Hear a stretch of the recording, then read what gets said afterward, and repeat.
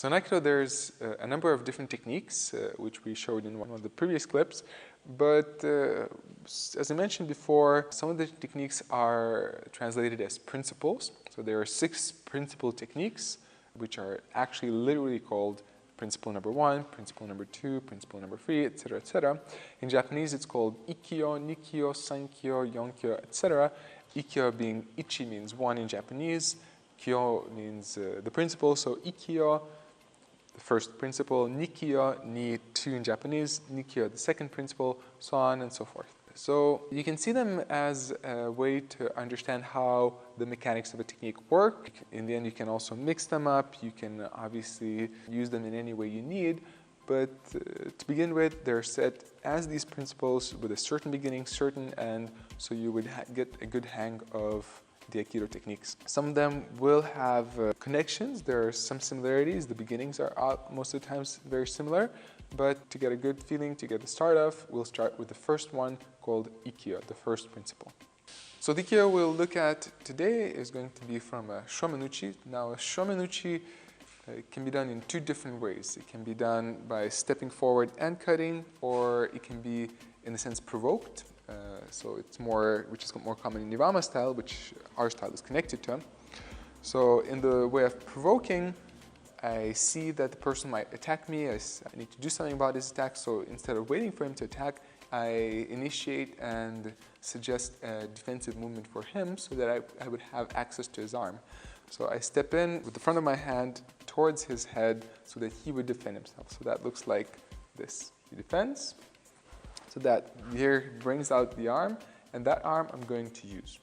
Now, as we look at this beginning, first of all, notice you don't want to go out of your center.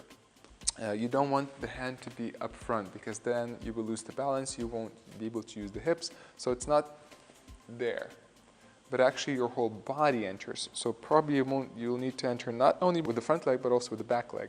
So the whole body moves in, the center moves in. Now here we are equally on the same straight line, where it's hard to move him since it's center against center. So I actually have to move a bit to the side. And here I already start to move his arm to the side to open up the elbow, to open up this side. If this would be jiu-jitsu, most likely you would be able to punch, strike, because he's open here. Also, it's harder for him to reach me. So here I open. Now the elbow opened up. So now I go for the elbow. It's a bit above. So if we look at it, there's a bit of a bone here. So the hand gets stuck next to the bone here. And I grab firm around it. So here I'm already holding his center. Then the other hand grabs just above the wrist. Now, and oftentimes a mistake that people do, they try to force the person down with the arms. But then if I use force, he's going to use counter force. He's going to resist. That brings out a natural resistance. So actually I don't want to go from above. I want to go from below.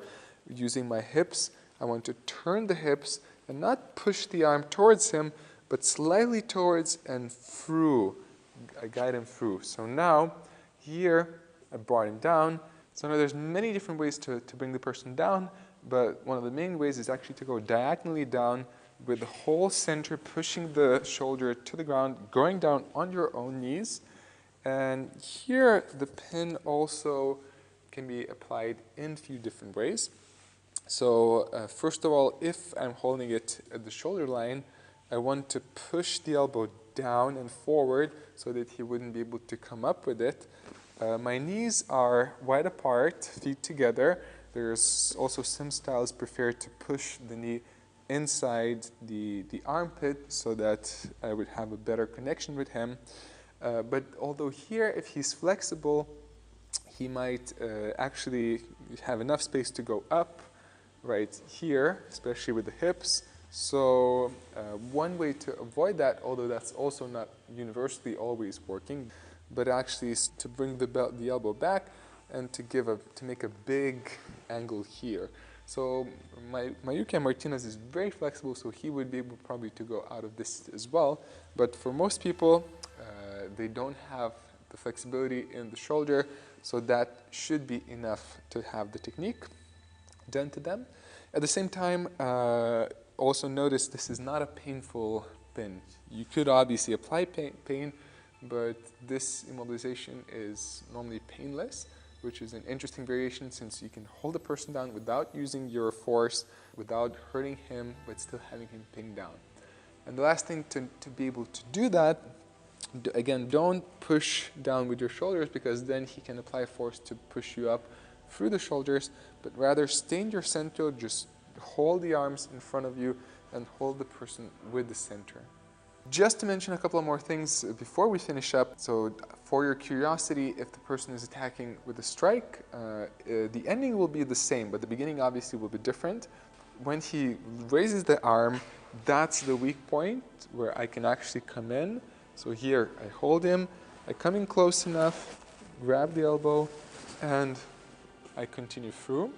So that's how you would do it if the person is attacking you. And also what we did, this was a variation called omote, so the front variation, since I went through the front. Now Ikkyo can be done both in omote, which means the front, and also the back version, based on the situation and what you need. So here, if we're looking at the way we did before, the back leg steps in, my toes go toe to toe, arm grabs against the elbow. So this is more of a receptive way. So instead of pushing him down, I actually cut, turn around, give space to him.